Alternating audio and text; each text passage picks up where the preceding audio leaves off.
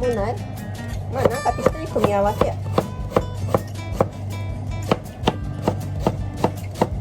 だって分からんやん、友達同士は何個が何個とか。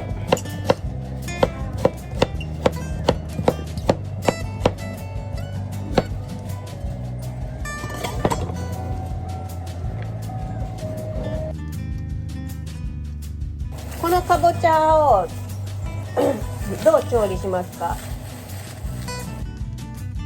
このかぼちゃをどう調理しますか？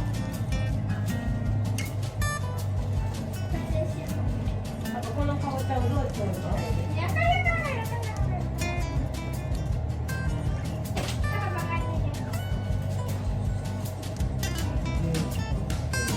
ペースト？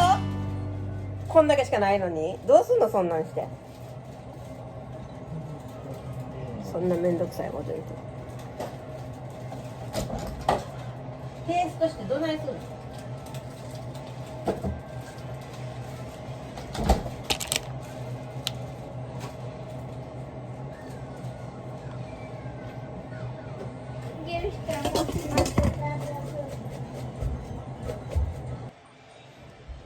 余ってて、まあ使い方次第なんかな。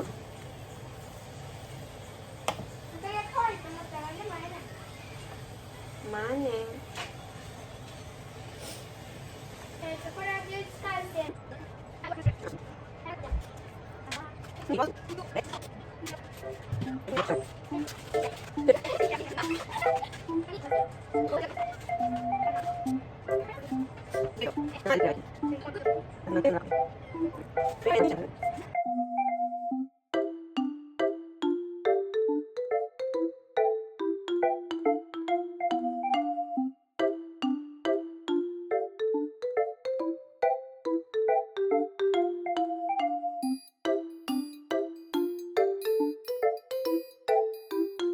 いいね、かぼちゃ。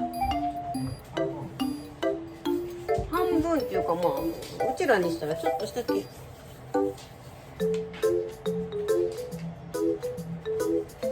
な、お味噌汁でもいいけどな、かぼちゃの味噌汁。